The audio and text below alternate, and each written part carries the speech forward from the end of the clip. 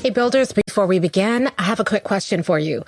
Are we connected on social media? The reason I'm asking is because as much as I love giving you the podcast episode every single week, I'd love to take our relationship deeper. So if we're not connected on social media, let's connect. I'm on LinkedIn at Robyn_MindSteps. I'm on Twitter at Robyn_MindSteps. I'm on Facebook at Robyn Jackson. Please, let's connect so we can keep the conversation going. Now, on with the show. You're listening to the School Leadership Reimagined podcast, episode 273.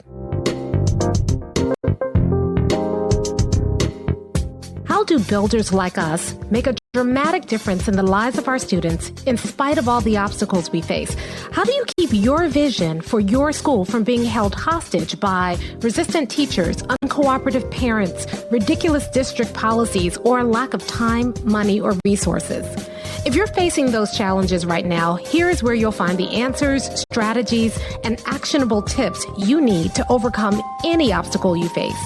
You don't have to wait to make a difference in the lives of the people you serve.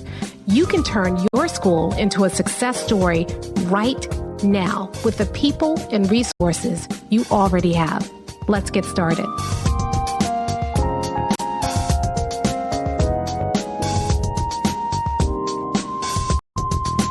Hey builders, welcome to another episode of the School Leadership Reimagined podcast. I'm your host, Robyn Jackson.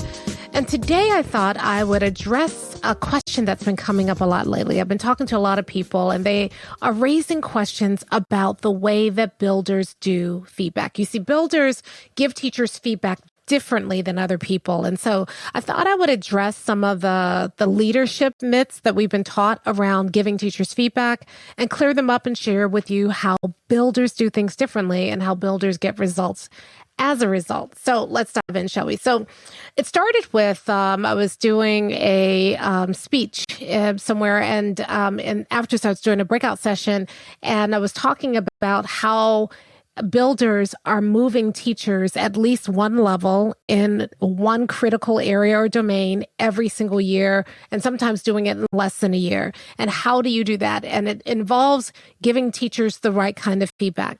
And so someone raised his hand and he said, but, you know, the way he had a concern because I was saying that I don't believe in the term, you must inspect what you expect, at least not the way that we were taught to use it. And he wanted to ask me questions about why.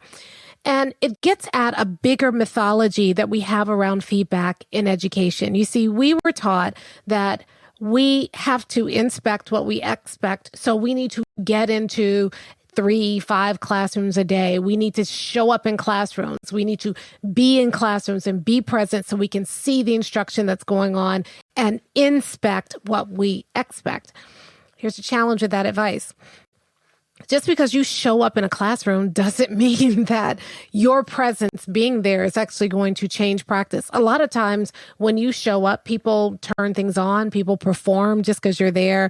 When you show up, it's annoying to some teachers because they're like, why are you here? And you don't really have a good reason for being there other than you feel like this is the job, or you show up with a checklist and you check things off and leave it for the teacher, or you show up with a stack of sticky notes and you leave a nice little smiley face and a happy note for the teacher.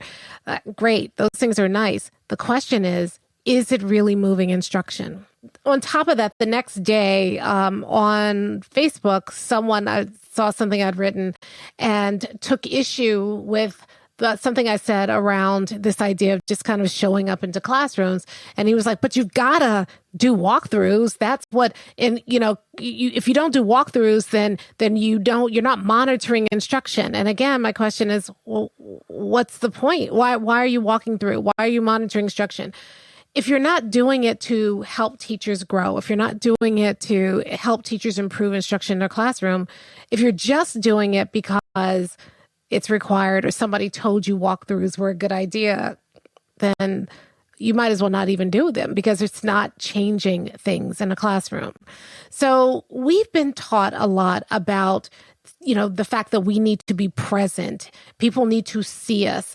And it's not entirely wrong, but it's not entirely right either, because what it means then is that we feel this pressure to be out in the hallways. We feel this pressure to show up in people's classrooms, regardless of whether or not we have something to say. We feel this pressure to give teachers, quote unquote, feedback, which is just, in many cases, a checklist of behaviors without helping them make meaning of that checklist in order to change their practice at the service of kids.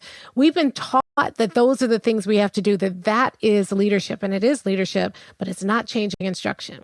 How many of you have shown up in classrooms, 3 classrooms a day, killed yourself to do that, and you do it over and over and over again, and yet the quality of instruction doesn't change? How many of you have created a new walkthrough instrument every single year, or tried to use the one the district requires of you, and you show up and you check things off, and instead of seeing a change in practice, you just see more resentment among your teachers because you're just showing up and checking things off of a list, and it feels like they're being inspected?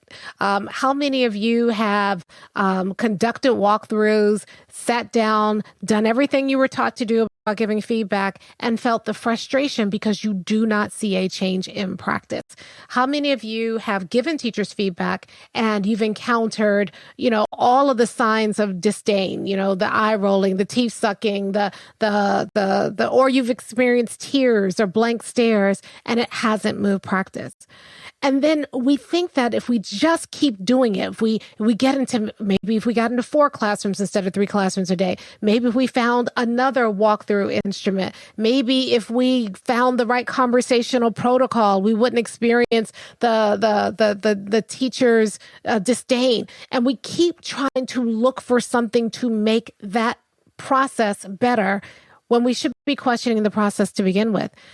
Do we really need to do that? And so today I want to just challenge some of the conventional wisdom around specifically walkthroughs and the feedback that people give from walkthroughs, because I'm tired of seeing people frustrated, killing themselves to do all of these walkthroughs, but not seeing the results.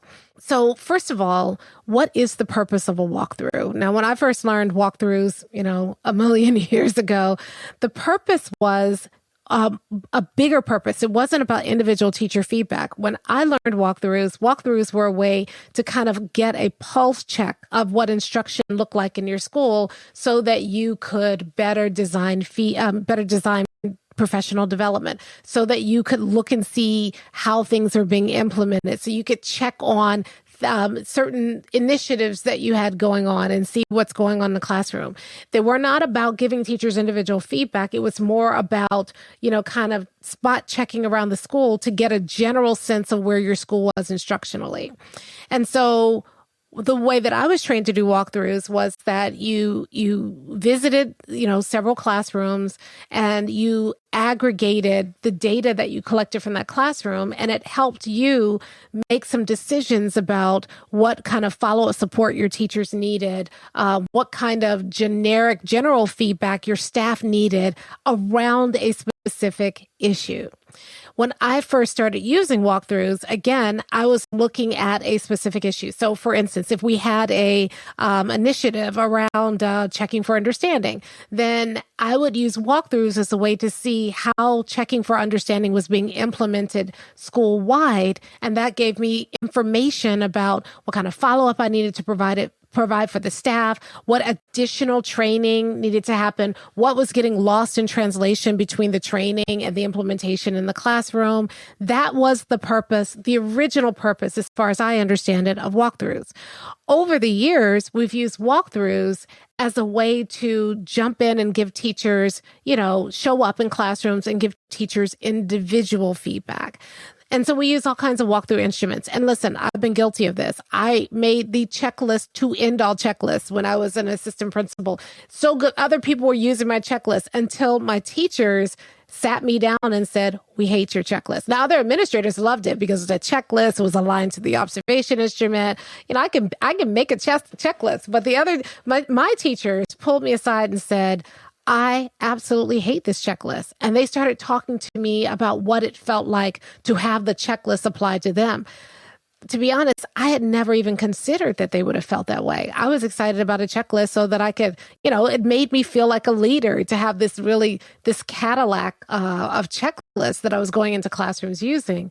But the feedback that I was giving to teachers, they resented it. They weren't using it. It wasn't changing practice. So the checklist made me feel good, but it did nothing to improve the experience of the students in my school or the experience of my staff under my quote unquote leadership. So when my staff sat me down and said, we don't like the checklist, and after I got over my ego and being offended about it, I said, okay, so tell me why. And they talked about it. And it made sense because I could still remember what it was like being a teacher. And I could see how the checklist felt like they were being inspected. The checklist felt like they had to jump through hoops and perform instruction, that the checklist didn't take into account the context, that just checking things off the checklist didn't give them enough context about those behaviors to make intelligent decisions about how they needed to change their practice. They had a point. And it was the first time that I realized that a lot of the walkthrough tools and the observation tools that I was trained to use as a leader, I never thought to consider what impact it was having on teachers. And if the purpose of those tools was to give teachers feedback that they could use to grow their practice, then the tools were woefully failing. So I did something crazy. I said, what kind of feedback would be most useful to you? And I sat down with the teachers and they started talking about it. And I went back, and the first thing I did is I turned the checklist into a kind of a fillable form so that I could, freehand comments. And then we tried that for a while. And then they said, okay, so should I leave it in the classroom? And then there were challenges around that because when I left it in the classroom, teachers, as soon as I left, would stop instruction, whatever they were doing, to go read what I said. And then it would impact them for the rest of the class period. So if it was something that they disagreed with or something that they didn't understand, they couldn't even focus on teaching anymore because they were still busy trying to decipher what my written comments meant. If I made them wait till later and then, sent them something later in an email and allowed them to respond in an email, again, without the context, without the conversation, they really struggled with the feedback. It felt hurtful. It felt judgmental. It felt critical when I was trying to be supportive. So that didn't work. So then we tried to do something where later on I would just stop by the classroom and go through the checklist with them. That helped a little bit more, but logistically it was a nightmare because I was in the classroom, then I'd have to find time to follow up with all the teachers I visited that day, and that made it tough. And then I started kind of working and coaching other administrators and experimenting with a lot of different ways to give teachers feedback. And I kept in conversation with teachers, and we stumbled across a process that works significantly better. And that's microslicing. And that's where we go in. We're still in 5 to 7 minutes. We're looking for the teacher's one thing. And then the follow-up conversation. And yes, you do need an initial follow-up conversation. The follow-up conversation was around that one thing, helping teachers see that one thing for themselves, and then providing support and follow-up feedback around the one thing. So let me kind of lay out the stark contrast between the way we were trained to do walkthroughs and the way that builders use walkthroughs. Okay. So we're trained, show up 3 classrooms a day. There are all kinds of systems to figure out what classrooms you're showing up into, but a lot of those systems still mean that you're showing up in ways that are random. So some people suggest you walk a hall. Some people suggest you go through a grade level. Some people suggest you go through your teacher roster and just, cycle through your teacher roster. All of those are random. So you're showing up on a day, checking randomly, instruction. A lot of times you show up, they're taking a test or they're doing something where you don't really see anything, but you can check it off. You did show up. And so you show up randomly into teachers' classrooms. You then either leave a note or use a checklist or email them some feedback later on. And it's all feedback light, right? It's, hey, saw you did this. Great job. Or, hey, you missed an opportunity for checking for understanding. Maybe there's even a follow-up conversation with it, but it's about the random thing you saw that day. There is no through line in their practice. The next time you show up, you give them a different piece of feedback. that may be completely unrelated to the first piece of feedback you gave. It's so easy to ignore that kind of feedback. It's so easy to be offended by that kind of feedback because it's random, because it's not an ongoing conversation, because every time you show up in a classroom as a teacher, the teacher is thinking, okay, what now? What are they going to see now? Or they put on a dog and pony show hoping to appease you rather than focusing on what we really all should be focusing on, which is serving our students. That's the way we were trained to do it. Here's the way builders do it. First thing we do is we do a series of walkthroughs. I hate to even call them walkthroughs. We do a series of micro-slicing visits, 5 to 7 minutes in the classroom, specifically focused on looking at what is the one thing the teacher needs to work on that will have the most significant impact on their practice. So we teach a whole process for doing that. It's not a checklist. It's not a, walkthrough tool. It's a process that helps you really understand and study a teacher's practice and do it very quickly and get to the heart of the teacher's practice. You follow up that micro-slicing visit with a conversation with the teacher. 5 to 10 minutes, you're sharing the one thing with them. You're showing them how you arrived at the one thing. You're checking to make sure they understand and agree with the one thing. And then you and the teacher develop a plan. From there, you create a teacher dashboard.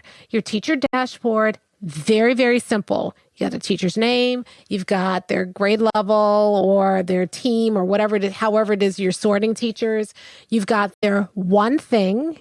You've got what they need to do next with regard to that one thing. That's it. And then you have another column that just helps you determine whether or not you're seeing movement. Once you've done that for your staff, the next time you go into their classroom, you're going in looking specifically for that one thing. So when you show up, they already know what you're looking for because you've had the conversation. They're not wondering, oh goodness, they're not all nervous. They already know what you're looking for. You've already agreed about when you're going to show up again, sometime in the next 2 weeks, a month from now, after you do this, whatever it is. So when you show up, it doesn't feel random. It feels like the continuation of the conversation you already had. When you're looking for that one thing, you're giving them feedback specifically around that one thing until they grow in that one thing. And this is how you can see tangible growth, because you're focusing on one thing. You're giving them support outside of the classroom to help them with that one thing. When you show back up, you're checking to see how they're doing around that one thing. So the feedback doesn't feel punitive. It doesn't feel like a gotcha. It doesn't feel like I've got to perform as a teacher to appease your instrument. Instead, it's really about focusing on helping me grow in serving my students so that we can help our students achieve the vision that we have as a school. So it makes so much more sense. It's so much more fluid. It's not an inspection of what you expect. I hate that language. Why am I inspecting people in their practice versus working together as a school in order to achieve the bigger vision, mission, and core values in the lives of our students? I don't have to inspect that. I'm supporting that. I'm growing that. I'm helping the teacher grow that. I'm not walking around with a checklist, checking things off and rating people. Instead, I am helping people I'm giving them insight about their practice that they can then use to grow their practice so they get better at serving kids.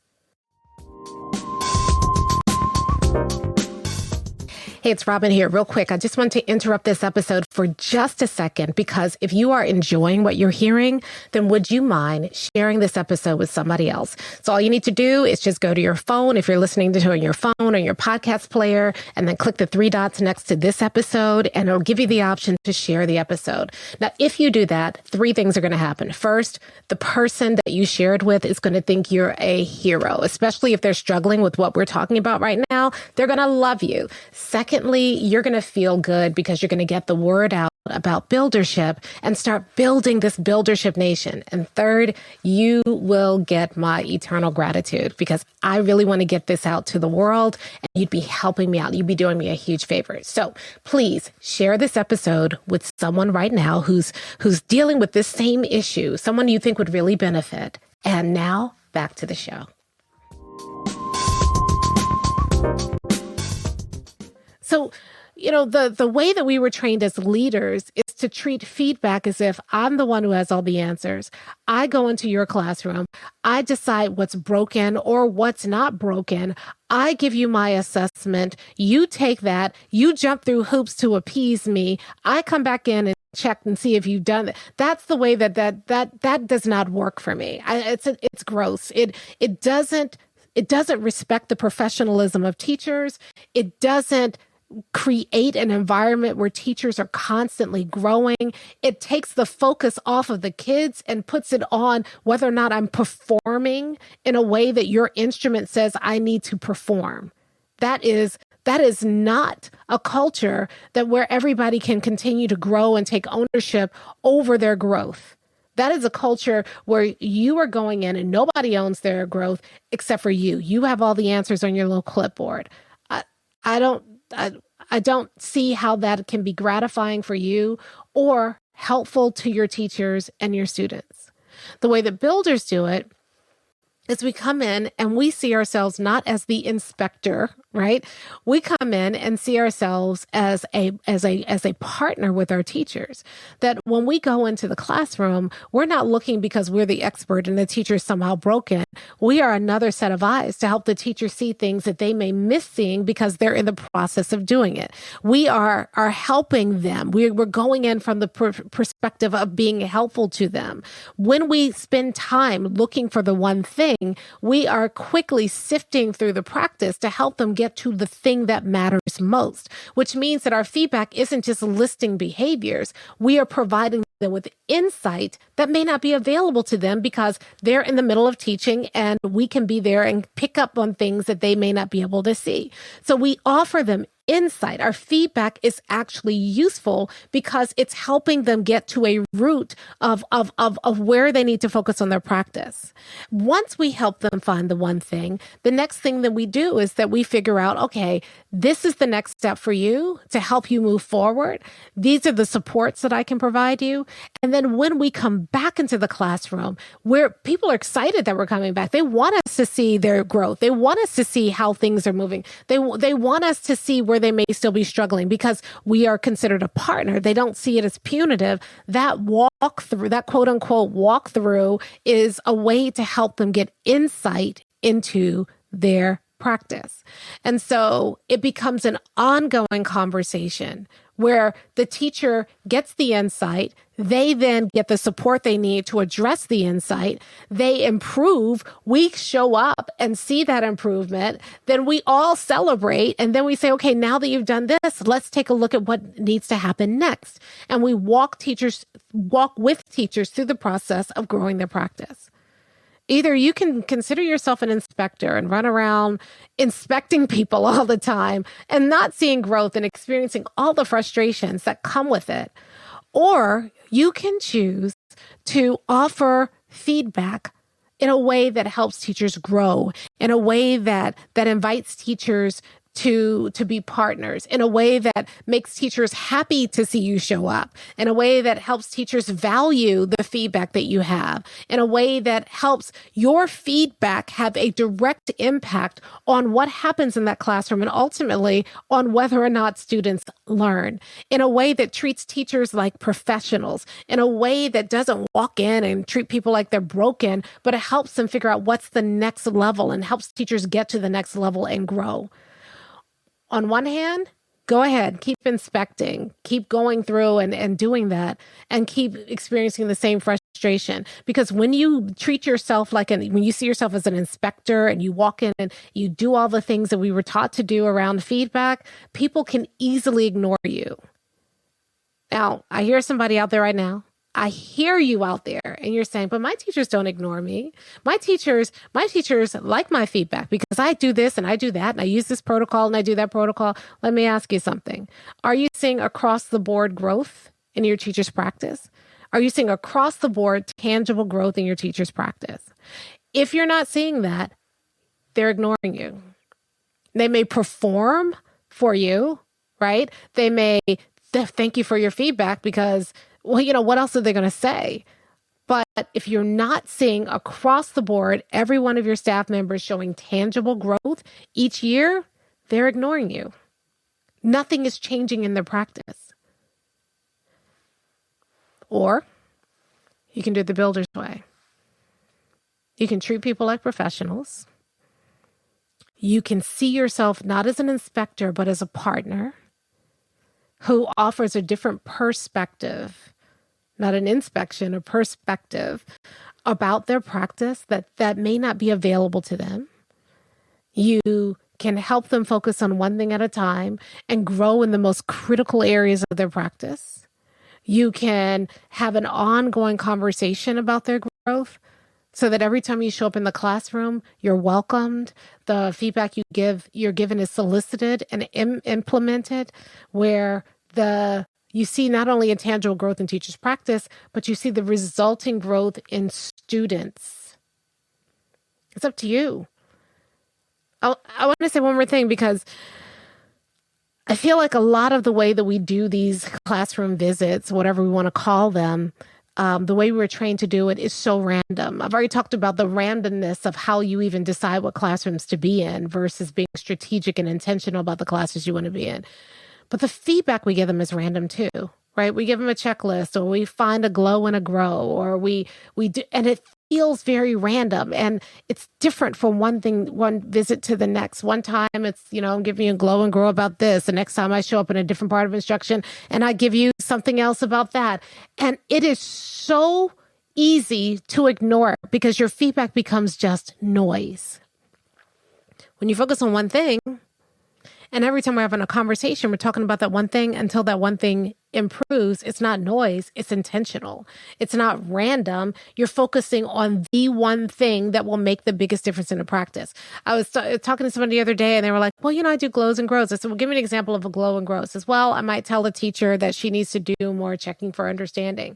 And I'm like, how do you know that checking for understanding is the most important thing that they need to focus on right then and there? Well, it might not be, but it's something that I saw in their classroom. I said, okay, what was the impact? What else did you see? How do you know that of the things you saw, that was the most important?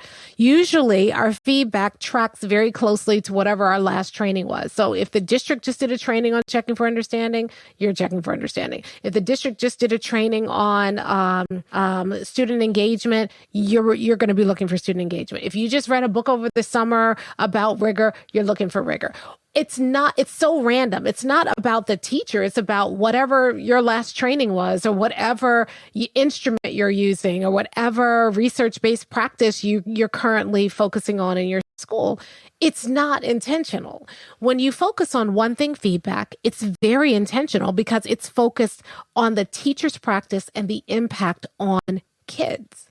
And because it's very intentional, because it's focused on the impact of those kids in that classroom, when you give feedback and the teacher implements that feedback, it has a direct result for the kids.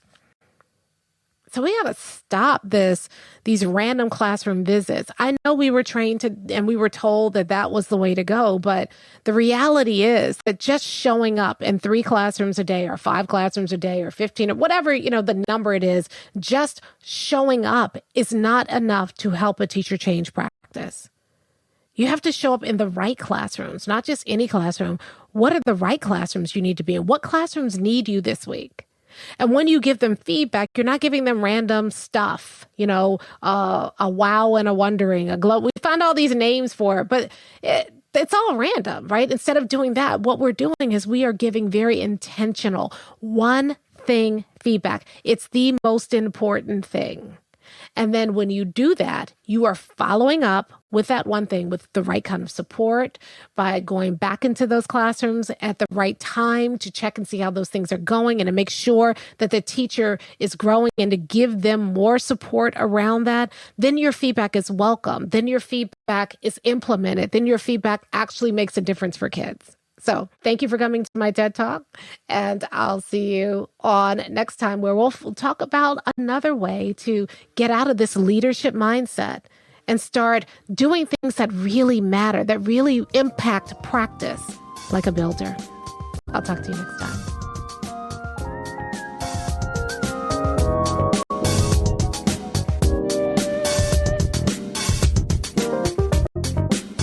Hey, if you're ready to get started being a builder right away, then I want to invite you to join us at Buildership University. It's our exclusive online community for builders just like you, where you'll be able to get the exact training that you need to turn your school into a success story right now with the people and resources you already have.